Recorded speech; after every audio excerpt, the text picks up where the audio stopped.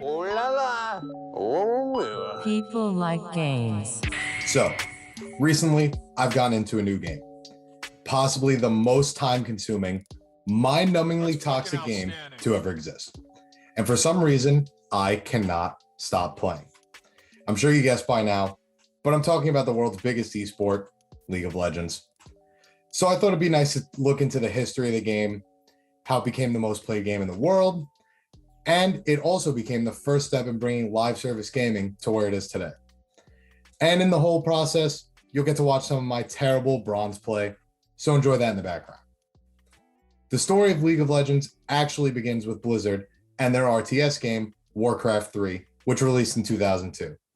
Keeping it short and sweet, so we could talk about this on another episode, Warcraft 3's modding scene eventually produced Defense of the Ancients, also known as Dota, about a year later. Dota would go on to popularize the multiplayer online battle arena genre, or MOBA for short. That brings us to our creators, Mark Merrill and Brandon Beck. Merrill and Beck met in high school and became good friends in college attending USC. Unlike most developers we hear of, Merrill and Beck had no idea how to create a game, they just loved playing them. Neither was getting a computer science degree, and they knew pretty much nothing about programming a game.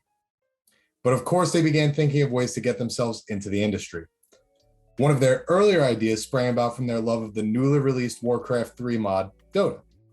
Both played the game throughout their time as roommates and would speak about the game as the birth of a new genre, which doesn't happen too often anymore, so obviously it was the perfect place to get started. So the first idea was actually to create their own third-party tournament organization. Without any programming knowledge, it seems like this would be the easiest way to get into the industry. But as they continued to play Dota, they noticed some things that needed addressing, most of which stem from the fact that Dota was held back by its status as just a mod, and thus holding back the genre that it was actively creating. To play Dota, you had to buy Warcraft, then go on to download the mod software, hope you didn't fuck it up, and then you could finally play. Beck and Merrill had other plans though. Simultaneous to the creation of MOBAs, the future creators of Riot Games were also formulating live service gaming. They saw the potential of Dota to be larger than any single player game could be. They threw away the idea of single player experiences for a complete multiplayer experience. Not only that, their idea would be free to play and there would never be a sequel. That's because their patches would be more than just updates. They would fundamentally change the game and add to its continued replay value. All of these pieces would come together to create the season-structured live service gaming model used by tons of games nowadays. Just look at Rocket League and Fortnite. Those games, to some, are pretty unrecognizable from where they started. And from there, the tournament organization was scrapped to create their own game inspired by Dota with a vision for a new way to game. With a massive idea brewing in their heads and no computer know-how, Merrill and Beck needed recruits. To find them, they organized a Dota tournament at their college, mainly to scout fans of the game who agreed with their vision. There they would meet Jeff Jew, one of Riot's first interns and now executive producer of League of Legends. They also ended up snagging some of the people involved in Dota, grabbing designer Stephen Feek and support site host Steve Mexon. With their team growing and after 4 months of developing in the Warcraft 3 engine, League's first demo was created. While the idea was there, most publishers were turned off by the free-to-play live service model. Until League would eventually prove them wrong, it seems stupid to think that you could turn a profit without selling physical units or a subscription. And without sequel potential or single player, the game was pretty much dead in the water from a publisher's perspective.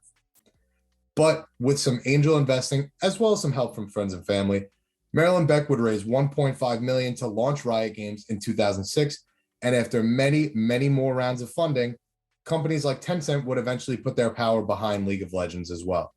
In April 2009, League of Legends would launch its beta with a total of 17 champions, and after 6 months, the full game would release on October 27, 2009. Riot would immediately go to work hosting tournaments to take advantage of the big push for MOBAs caused by their inspiration, Dota. Over the years, tournaments would grow, expanding to world tournaments, and eventually the creation of the League Championship Series, or LCS, in 2013, thus solidifying League of Legends as a premier esport.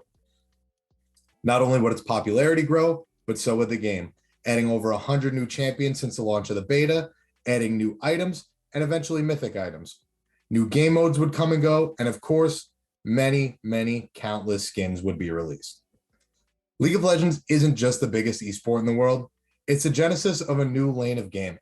The live service model, combined with the popularity of the burgeoning new genre, came together in the perfect way to make League of Legends what it is today. But if you want to hear more about League's impact on the competitive gaming scene and what exactly it took to reach the spot it holds today, you'll have to come back next week for part 2. I'm Reggie with People Like Games. This is Story Mode. Like, share, subscribe, ring the bell. Tell me how bad I am in the comments, and I will be back next week. Peace.